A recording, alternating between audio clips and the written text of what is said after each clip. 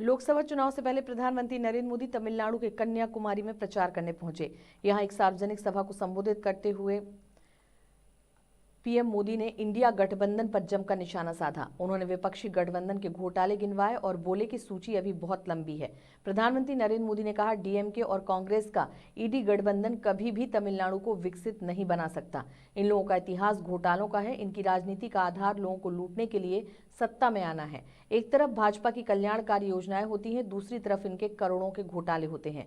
हमारे optical fibre 5G दिया, हमारे नाम पर डिजिटल इंडिया स्कीम है। ईडी गठबंधन के नाम पर लाखों करोड़ों का 2G का स्कैम है। डीएमके उस लूट की सबसे बड़ी हिस्सेदार थी। ये लिस्ट बहुत लंबी है और यही ईडी गठबंधन की सच्चाई है। प्रधानमंत्री ने कहा, डीएमके और कांग्रेस के लोग केवल महिलाओं को धोखा देना और उनका अपमान करना जानते हैं।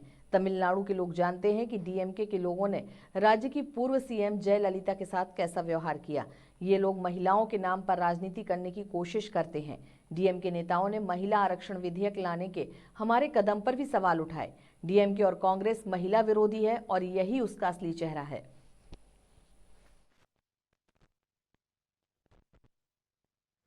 डीएमके और कांग्रेस का इंडी अलायंस कभी भी तमिलनाडु को विकसित नहीं बना सकता।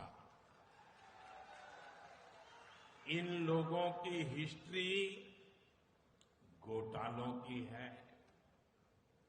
इन लोगों की राजनीति का आधार लोगों को लूटने के लिए सत्ता में आना है। एक तरफ बीजेपी की कल्याणकारी स्कीम होती है, दूसरी तरफ इनके करोड़ों के स्कैम होते हैं। हमने ऑप्टिकल फाइबर और 5G दिया, हमारे नाम पर डिजिटल इंडिया स्कीम है। इंडी अलायंस के नाम पर लाखों करोड़ रुपए का 2G का स्कैम है और डीएमके उस लूट की सबसे बड़ी हिस्सेदार थी। बीजेपी ने बड़ी संख्या में एयरपोर्ट बनाए, हमारे नाम पर उड़ान स्कीम है। इंडी अलायंस के नाम देश की सुरक्षा के साथ खिलवाड़ करने वाले हेलीकॉप्टर स्कैम है। हमारी खेलो इंडिया और टॉप स्कीम से देश ने खेलों में ऊंचा मुकाम हासिल किया, लेकिन उनके नाम पर CWG स्कैम का दाग है। हमने खनिज सेक्टर में रिफॉर्म को लागू किया।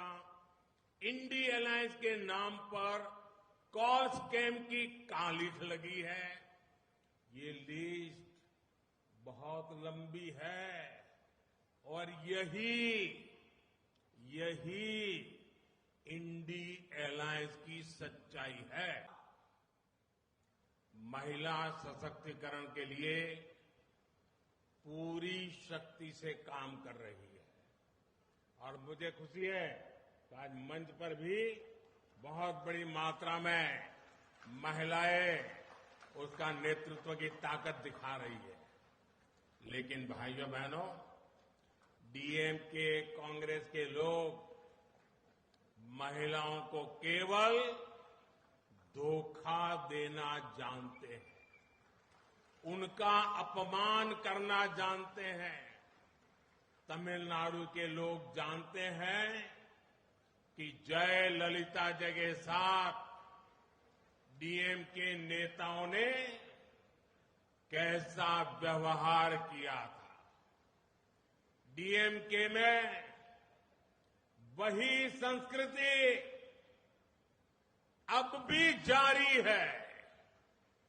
तमिलनाडु में महिलाओं के खिलाफ अपराध बढ़े हैं। ये लोग महिलाओं के नाम पर राजनीति करने की कोशिश करते हैं। जब हम महिला आरक्षण बिल लेकर आए तो इसमें सहयोग की जगह डीएमके नेताओं ने उस पर भी सवाल उठाए।